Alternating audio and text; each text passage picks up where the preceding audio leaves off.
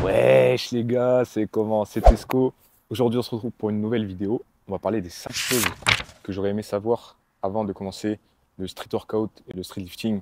Voilà, le street workout en général, ça va être les mêmes choses, en fait, les mêmes leçons.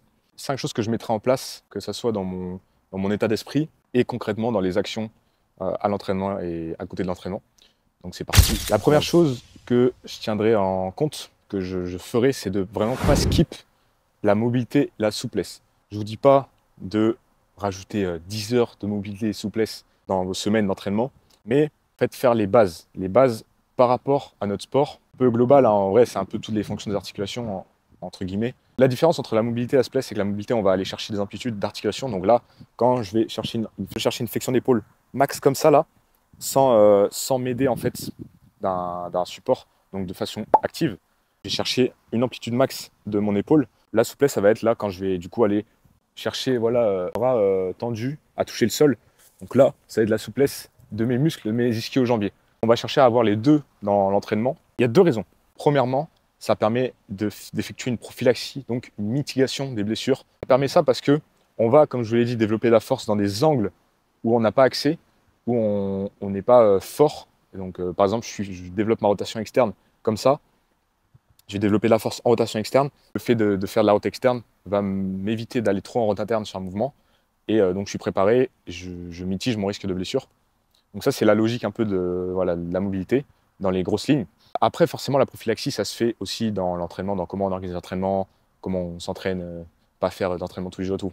Voilà, c'est sûr que la prophylaxie, en fait, c'est un tout. C'est pas que je fais des exos prophylactiques. La prophylaxie, c'est un tout qui regroupe en fait toute la logique de l'entraînement. Mais du coup, ça permet voilà, de contribuer à une logique prophylactique. La deuxième raison, c'est que ça va nous être utile donc pour atteindre des mouvements, pour débloquer des mouvements, d'avoir en fait de débloquer des angles articulaires. Parce que si je sais pas, vous voulez faire un back lever, du handstand, etc., vous allez avoir besoin d'une certaine mobilité des épaules. Et donc faire en amont cette mobilité vous permettra d'avoir des prérequis pour les mouvements un peu plus complexes. Donc comment améliorer la mobilité? Moi je vous conseille d'en faire un peu à l'échauffement, ce qui permettra de bien vous échauffer, mais pas à fond, parce qu'en fait, il faut savoir que la mobilité et la souplesse, c'est des qualités physiques comme les autres, c'est de la force en fait.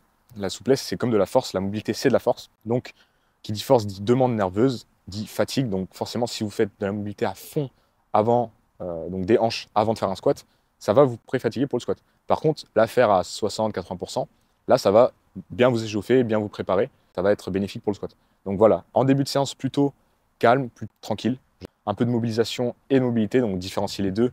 Là, je fais la mobilisation. Donc, ok, je vais chercher des amplitudes, mais voilà, je ne suis pas à fond et tout, je fais des mouvements rapides. Donc là, beaucoup plus contrôlé que ça, mais c'est pour aller vite. Là, je fais la mobilité, je vais chercher vraiment toute l'amplitude de mon épaule. Et en fin de séance, un peu plus, là, on peut y aller. Donc, je vous conseille plutôt fin de séance ou alors carrément sur un jour annexe qui est dédié à la mobilité. Et là, on bombarde, on va vraiment à 100%. La deuxième chose, c'est que, en fait, le street workout, que ce soit la calisthénie, les mouvements statiques, le street lifting, etc., s'exécute avec les mêmes principes que la musculation, le powerlifting, etc. Au début, on croit que c'est une autre discipline, donc on doit faire des méthodes différentes, façons de s'entraîner différentes, mais en fait, on veut prendre de la force. En fait, c'est quoi? On veut être plus fort sur des mouvements, on veut être plus endurant sur des mouvements, on veut prendre du muscle grâce au mouvement du street. Ok, c'est pas les mêmes mouvements, c'est pas le même sport, mais les principes, c'est les mêmes. Concrètement, les principes, que ce soit dans les séries, le temps de repos, le nombre de séries, le nombre de reps, la fréquence d'entraînement, etc., c'est les mêmes principes. Donc ne pas penser que la méthode d'entraînement va être totalement différente par rapport à un sport comme la musculation. Et justement, si vous avez des doutes, inspirez-vous de ce que fait un mec qui fait la muscu pour prendre du muscle. En fonction de votre objectif, en fait, inspirez-vous voilà, d'un mec qui fait du power, d'un mec qui fait de la muscu. Essayez d'appliquer les mêmes principes. Tout n'est pas pareil, mais dans la globalité, c'est relativement les mêmes principes. Voilà, c'est juste des autres ressources, le fond, mais la forme ne doit pas changer. Et c'est juste qu'on veut du coup développer notre force avec notre poids de corps et notre poids de corps lesté. Et justement, là, on en vient du coup à la troisième erreur, donc troisième conseil, c'est de créer sa force en premier. En fait, la force, ça va être la base de toutes les autres qualités physiques, tout ce qu'on veut développer après. Donc vraiment, là, je ne vous dis pas de faire des formats de force maximaux, mais dans le sens où créer en fait ses bases. Je veux faire un front lever. D'abord, est-ce que tu as 10 tractions, 20 tractions, tu vois? C'est vraiment, en gros, prendre les bases, pas se précipiter sur les choses plus dures. En fait, tout est une évolution. Et on cherche, nous, d'abord à créer notre base de force, pas partir sur un skill, sur un objectif trop dur, donc que ce soit du lesté, que ce soit un mouvement précis, comme je vous l'ai dit, le front, le muscle up, alors que vous n'avez pas créé ces bases, cette force au préalable. Par exemple, voilà, je veux débloquer LMU. La logique, c'est quoi? Ça va être d'abord, j'apprends à faire des tractions. Ensuite, je développe ma force. Donc, je développe ma force pour faire des tractions. Ensuite, j'entraîne à répéter cette force, donc faire plus de tractions. Ensuite, une fois que je sais faire pas mal de tractions, que je suis à l'aise voilà, avec ce pattern de tirage, je commence à travailler ma puissance, mon explosivité, donc à aller tirer haut. Et petit à petit, là, je me guide, je me dirige vers le travail technique du MU et j'apprends le MU. Le quatrième conseil, c'est que vous devez garder en tête qu'en street, vous devez toujours continuer les basiques, toujours garder les basiques dans vos entraînements. Donc les basiques, c'est quoi? C'est traction, dips, pompe, squat, en gros. Donc voilà, les mouvements basiques, parce que, comme je l'ai dit, tout est une évolution plus ou moins logique. De la traction, on arrive au muscle-up, on arrive au front, on arrive à des tractions lestées, etc. Tout est une évolution logique, mais on doit toujours garder ces bases pour continuer à les maintenir, en fait, et à progresser. Alors, par contre, je ne vous dis pas de toujours faire des tractions au poids de corps si votre objectif, c'est de la force maximale, même si ça peut être bien dans certains cas. Mais en tout cas, gardez les bases, que ce soit en lesté ou en rep plus dur. Donc, quand je dirais plus dur, c'est des tractions, ça peut être des tractions hautes, des tractions pec, etc. Mais en gros, toujours garder ces bases dans les entraînements, que ce soit des bases variées, enfin la base en évolution, ou la base elle-même des tractions au poids de corps. Bon, le cinquième conseil, c'est un peu plus en termes de mindset. Voilà, ça peut paraître un peu gênant, mais c'est vrai ce que je vais vous dire, c'est que faut jamais rien lâcher. Comme tous les sports, le street, c'est assez long, ça peut être assez long des fois, ça peut demander du temps. Dites-vous que rien n'est impossible dans le street.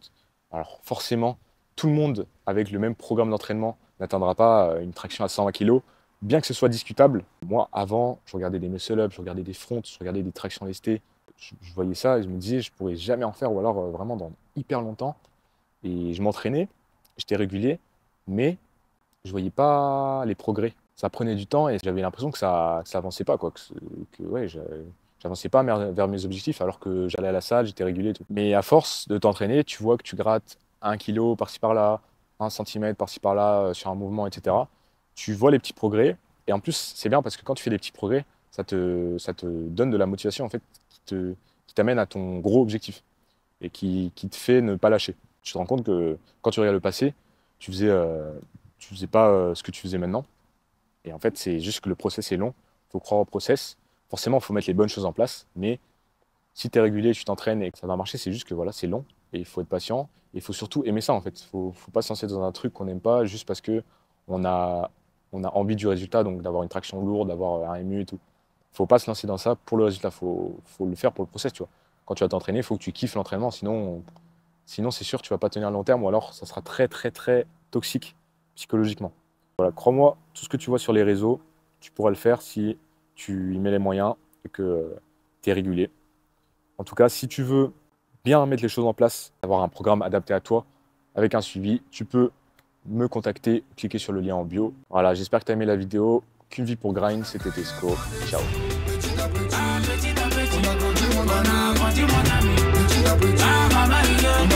On a